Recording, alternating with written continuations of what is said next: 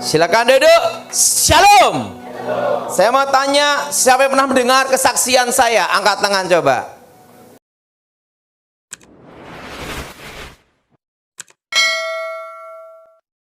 Nah, yang belum pernah angkat tangan coba. Nah, yang bingung angkat tangan. Nah, saya kesaksian sebentar aja. Nah, satu kali saya diundang untuk sama Danjen Kopassus, Komandan Jenderal Kopassus. Waktu itu dia berkata sama saya, dan itu rumahnya dijaga oleh pasukan khusus baret merah. Dia tanya sama saya, Pak Daud, apakah ilmu hitam itu ada? Kalau memang ilmu hitam itu ada, buktikan keberadaan ilmu hitam itu di depan saya. Di situ saya bingung. Kalau saya tidak buktikan, dia tanya mana buktinya. Tapi kalau saya buktikan, berarti saya masih praktek ilmu hitam. Nah, di situ bingung saya. Dan apa yang terjadi? Saya doa. Kenapa? Yang ngomong ini jenderal, bukan kopral. Dan dia ngomong, mana buktinya? Jenderal bintang 2, komandan pasukan elit. Saya berdoa sama Tuhan. Tuhan, kali ini engkau perlu tolong saya. Tiba-tiba saya lihat ada suatu cahaya. Cepat seperti kilat. Saya doa, dalam nama Yesus. Langsung cahaya itu berubah menjadi paku terbang melayang di udara gini. Langsung jin ini berkata, apa ini Pak Daud? Itulah santet. Demi nama Yesus, plek jatuh. Langsung dia ngomong gini, siapa penyantetnya? Alamat di sini, jalan ini, pelakunya ini. Kok tahu Pak Daud? Bekas tukang santetnya. Nah, langsung dia ngomong, Pak Daud, siap. Anda diminta sama negara saat ini untuk menjaga keamanan negara. Anda diminta untuk menjaga Presiden Republik Indonesia, SBY. Saya diminta untuk menjaga SBY untuk pengamanan khusus, untuk penangkal, melumpuhkan ilmu hitam. Tidak terlalu lama, 2004 sampai 2014. 10 tahun saya menjaga presiden. Khusus bagian untuk penangkal ilmu hitam dan untuk penanggulangan teroris. Nah, waktu itu 10 tahun dan saya mengundurkan diri 2014. 2013 saya minta pengunduran resmi, minta sama Kasat bahwa 2014 siapapun presidennya saya tidak jaga lagi. Nah, kenapa? Saya mau kembali ke gereja. Makanya 10 tahun lebih saya tidak khotbah di tempat pendeta Samuel Gunawan. Nah, sekarang baru nongol. Nah, saya kesaksian bagaimana saya bertobat.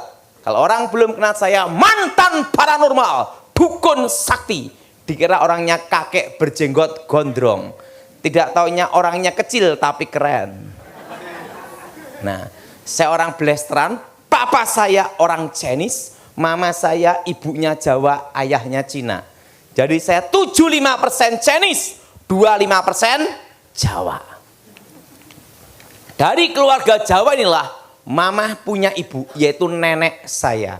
Nenek ini punya ibu lagi, yaitu kakek nenek buyut. Keluarga dari kakek nenek buyut inilah kakek nenek guru saya. Kakek saya terkenal dengan tokoh aliran putih, sapu angin. Terkenal dengan ilmu saipi angin pindah tempat. Dan terkenal dengan ilmu kebal, aji lembu sekilan, tembak sejengkal. Dan terkenal dengan ilmu panglemunan, ilmu menghilang. Dan kakek saya dulu dari peta, pembela tanah air. Dan dia dulu dari peta jadi Heho, pasukan Jepang. Karena dulu kan dipaksa semua untuk ikut pasukan itu. Nah, itu beliau satu letingnya Ahmad Yani. Nah, itu kakek saya, peta awal. Nah, kakek saya tokoh aliran putih, nenek saya tokoh aliran hitam. Nah, lahirlah saya abu-abu. Nah, nenek saya terkenal ilmu santetnya setan kober. Kalau dia bunuh orang, anak cucu dibunuh semua. Dan dia menguasai santet 3 benua dengan keahlian menyetop jantung. Nah, kakek nenek buyut saya mengalami susah mati kalau ilmunya tidak diturunkan. Dan yang bisa menurunkan ilmunya adalah seseorang yang memiliki hari kelahiran weton stupaing dalam angka Jawa 99. Nah, di antara 5 bersaudara laki semua, Pandawa 5. Saya anak nomor 2, lahir di weton Keramat. Karena itulah sejak usia 9 tahun dididik dan dilatih untuk menjadi seorang dukun. Dan waktu itu saya masih ingat guru saya ngomong sama saya gini, untuk menjadi yang terkuat harus menjadi yang paling menderita. Apa yang paling kamu takutin dalam hidup ini? Saya hanya takut satu aja, lapar. Betul? Betul? Betul? Siapa yang setuju? Angkat tangan. Langsung guru saya ngomong, kamu takut lapar. Apa yang kamu takuti itulah, jadilah yang ditakuti itu. Langsung dia bawa satu pisau, lama satu botol air, dibawa ke hutan. Jep, langsung. 1 bulan ketemu saya, kamu hidup atau mati. Kamu takut lapar, sekarang benar-benar. Nah, di dalam hutan itulah saya bertahan. Hanya 1 botol air dan 1 pisau, maka saya bisa makan kucing, ular, kadal, kodok, semua sikat. Yang tidak saya sikat hanya kaki meja. Nah, disitulah saya bertahan. Makanya saya tidur dulu pakai pisau, senjata. Nah, disitulah saya dilatih awal pertama. Ingat, kamu takut sama setan dan jadilah setan itu. Wah, itu motonya seperti itu. Kalau yang menghalangi kamu dewa, tebaslah dewa, bilang gitu. Di situ saya diajar bagaimana kekuatan itu. Nah, sekarang setelah kamu punya mental, baru belajar ilmu gaib. Jadi kalau orang nggak punya mental belajar ilmu gaib, jadi sarno, sarape keno. Jadi mental dulu dikuatin dulu. Nah, pertama kali saya belajar adalah aji tapak banyu, ilmu mengambang di atas air. Gara-gara punya ilmu itu, sampai sekarang tidak bisa renang.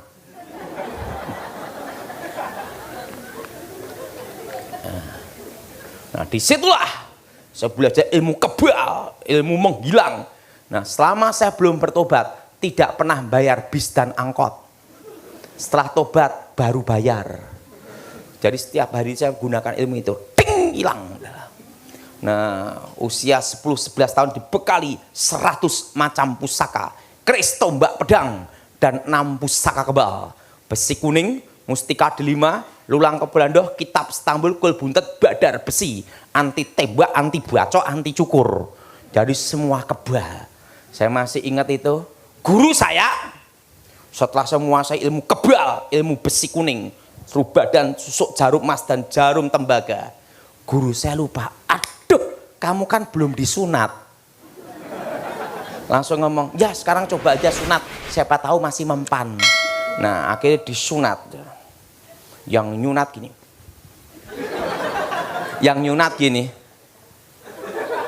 udah telanjur kebal sempurna. Jadi rambut ndak bisa dipotong, semua ndak bisa dipotong semua, kebal semua. Guru saya ngomong, dah terlanjur gimana?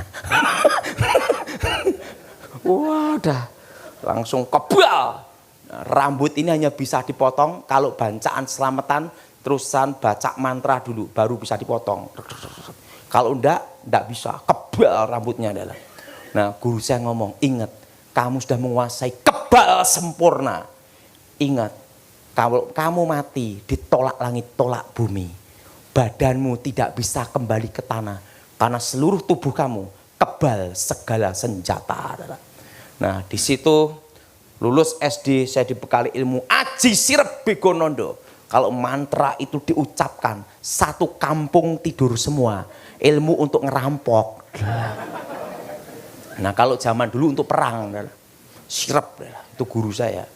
Kelas 2 SMP guru saya berkata, ada 1 langkah lagi, kamu harus menguasai ilmu terakhir, ilmu pamengkang jagat tutup bumi sapitu, membelah dunia dengan kekuatan 7 kegelapan paling gelap. Tapi ilmu memiliki rahasia, seumur hidup kamu tidak boleh menikah dan berhubungan dengan wanita. Harus jadi perjaka ting-ting, bukan tong-tong. Iki yang susah. Kamu harus hidup dalam mati, mati dalam kehidupan, mati akan cinta, mati akan nafsu, mati keinginan. Dan puncak tertinggi dalam semua kekuatan gaib adalah hidup dalam kematian. Nah, setelah saya menguasai ilmu itu, Guru saya berkata, dengan menguasai ilmu terakhir, sudah waktunya kita berpisah. Sebelum aku mati, aku tahu rahasia takdir. Nanti kira-kira usia 18 tahun, kamu akan melihat suatu cahaya terang. Dan usia 19 tahun, kamu akan ketemu seorang raja yang datang dan muncul dari timur. Dan kalau kamu ketemu dia, itulah jalan terang. Kira-kira umur berapa guru? 17-18, kira-kira itu. Kamu melihat cahaya itu.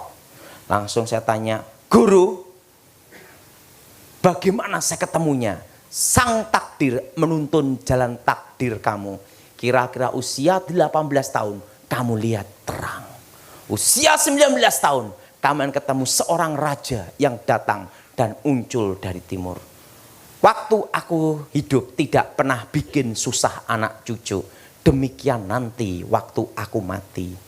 Aku mati kira-kira jam 2:30. Sebelum aku mati, tak tinggali rezeki. Besok nomor buntut SDSB, Rebu malam Kemis, keluar nomornya 50. Kamu belikan ini uang untuk beli peti matiku. Jadi peti mati bayar sendiri dah. Langsung gini, Tony, ya guru, ingat, waktu aku masih muda seperti kamu, aku ingin ada di atas. Dan pada waktu di atas, tidak ada kawan dan tidak ada lawan. Dan guru saya memang sampai matinya tidak tertandingi. Dan dia itu umur 100 tahun, itu masih saya ngelatih bela diri setiap hari 6 jam. Dan sekali tendang, pohon pisang ambruk. Dan dia 3 meter. Gitulah. Itu masih latihan. Seperti aku muda, demikian saat ini. Waktu aku muda, aku seperti kamu, ingin ada di atas. Aku latihan, skill, kemampuan, instingku sama. Sampai aku ada di atas. Dan ingat, pada waktu kamu di atas, ingat wasiatku. Kamu harus hidup seperti di bawah. Skill kamu, latihan kamu, insting kamu, dan kemampuan kamu sama seperti waktu di bawah. Waktu di atas, kalau kamu berubah, kamu hancur. Jadi kamu punya kemampuan, skill, kemampuan, insting kayak di bawah. Aku akan mati, kumpulkan seluruh keluarga. Langsung keluarga dikumpulin semua, langsung dia gini. Meninggal, tanpa sakit, dah meninggal. Langsung meninggal. Setelah guru saya meninggal, saya kehilangan arah. Usia masih remaja, dibekali kekuatan sehebat itu. Katanya ada dukun sakti, saya datengin. Satunya, ting, ilmu menghilang. Dukunnya bingung, menghilang di mana anak ini?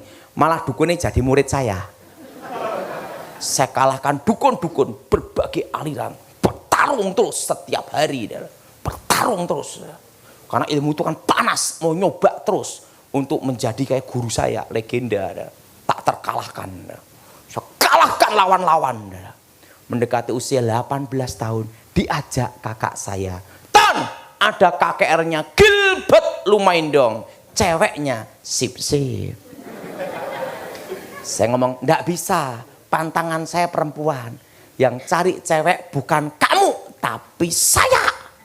Kamu cukup gunakan aji jaran goyang, teko gendeng mulih ngengkleng, datang sinting pulang edan. Nah, kalau kena ilmu itu susah lepas. Nah, saya ikut KKR Gilbert, duduk di belakang. Tiba-tiba Gilbert berkhotbah, orang Kristen tidak bisa disantet, tidak bisa dimantrai. Nah, dari belakang saya berkata, ini pendeta gemuk montok nantang orang. Saya baca mantra setan kober. Yes! Gilbert berkata, haleluya, ilmu saya kabur. Song Gilbert ngomong, siapa dukun-dukun jimat-jimat maju ke depan. Saya kan tidak bisa bahasa Inggris. Saya kira artakol itu tempat adu ilmu. Dari belakang saya maju ke depan. Wah, langsung. Untuk apa? Daftar bertarung. Maju. Nggak taunya artakol itu maju didoain.